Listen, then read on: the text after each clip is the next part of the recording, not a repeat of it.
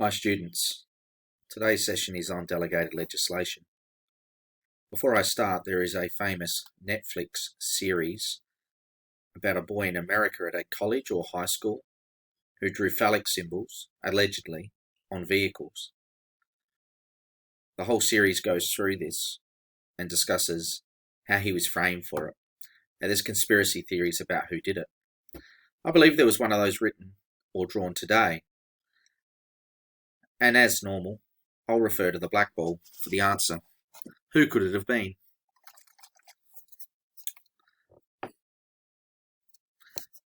Tim Jeffries. You're accountable, Tim. You'll be cleaning the yard with me, which will be really enjoyable. So getting on to delegated legislation. The word delegate means to give to others that are often specialists to make laws. At university and studying Year 12 legal studies, we often say there's two lawmakers, Parliament and the courts. But the courts themselves can only set laws on the matters before them or precedents. Parliament can make any type of law at any time, but Parliament's not an expert. Many of them are just general people, often educated, but they delegate out to specialist fields such as SA Water, Australia Post, the police, to delegate to them to make laws and recommend laws for social cohesion, social progress.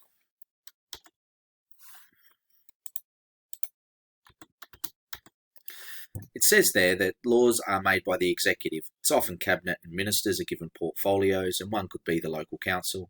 It might be you're in charge of SA Water, it might be you're in charge of ETSA or electricity, or you may in fact be in charge of the gas portfolio. It could be Australia Post, the Australian Electoral Commission are examples of delegated authorities for the fire brigade, ambulance, or police have been delegated at different times to make laws.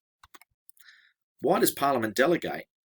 Similar to why do we delegate in our jobs in our own work? And there's many reasons for that. It definitely relieves the workload of parliamentarians because you've got experts doing it. I give the example in my job. I write often my own letters, but I don't put the stamps together, the envelopes together, or format the letters, as there's someone that is, firstly, more of an expert at doing that, and it relieves my workload. Similar to Parliament.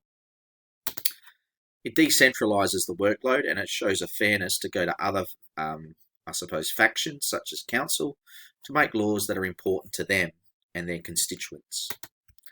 It is quicker, it's flexible, and it can adapt. It's often called a backdoor method by which you don't have the scrutiny and the review of a bill through Parliament. Has been used in emergencies, SARS, COVID-19, the JobKeeper plan is an example of a delegated law pushed through really quickly. It also can be used to avoid a hostile Senate. We talked about that when we talked about deadlocks in Parliament. It has different stages. It has a parenting act or an enabling act which allows for everyone to know who's been hired and why they've been hired and how much for to make the law. It's often done through a tender or a type of process of contract. There's a law that says you can delegate to outside authorities, and there's an Acts Interpretation Act that says quite clearly how delegated law should be written. It goes to the executive, and the key to any legislation or any change is consultation. Everything drafted by Parliament, whether it's for a minister or delegated, is through the Office of Parliamentary Counsel. And if I'm a minister and I've delegated to the police as the police minister to make a law, they recommend the law to me, the Office of Parliamentary Counsel draft it, I take it back to Cabinet, and I get approval from the Premier and my Cabinet team. It would then be proclaimed and gazetted. And what is really weird is the process has to be tabled in Parliament for scrutiny, debate, within 14 days of it starting, and that at times can stall the process. So the process itself is often CDC, GT.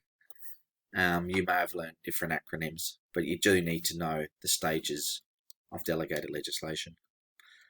It is supervised. It's not something that is unwieldy in the sense that it doesn't have checks and balances. So the Enabling Act is an open act that says who you've hired, why you've hired them, and how long for. The minister during question time or a committee system could be put through some scrutiny about the proposed delegated law. It can be disallowed.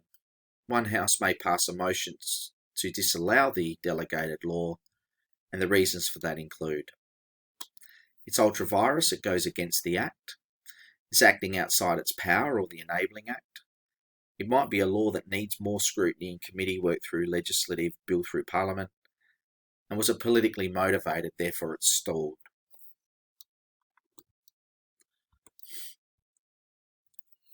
The executive supervision is the same as legislative.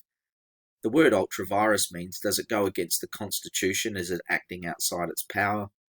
And statutory interpretation means, does it not interpret the law the way it was meant to be, and it's not giving the meanings expected by the parliamentarian or delegated authority for the law to be a good law.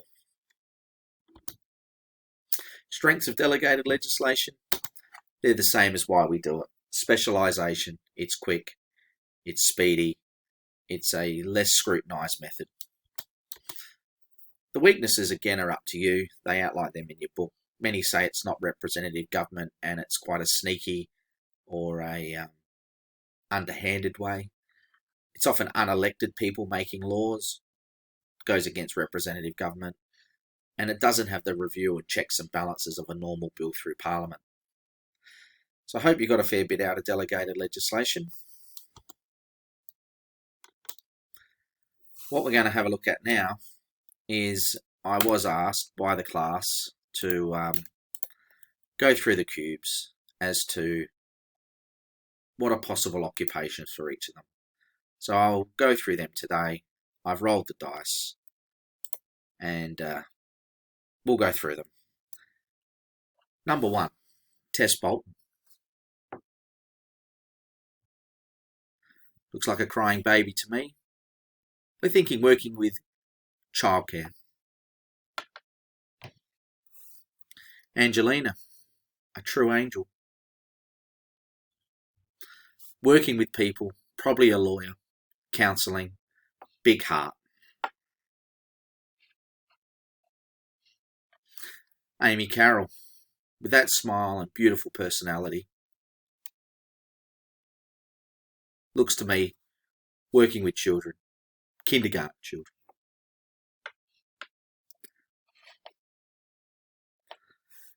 Annalise Dunbar. Looks like a removalist to me, carrying boxes.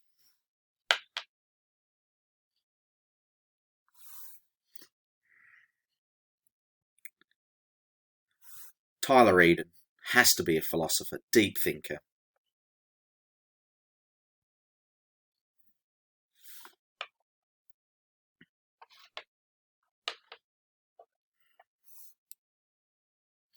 Josh Grant, door-to-door salesman, charity collector.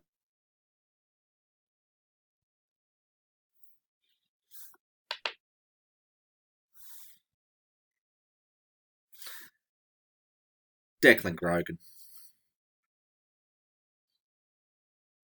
professional 10-pin bowler.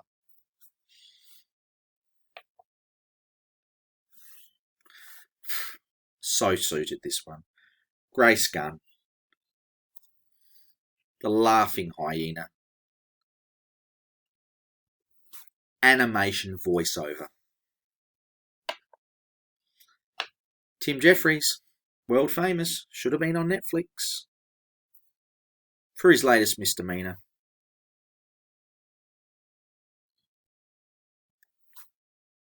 Ballerina or dancing queen. Hope you enjoyed the latest one.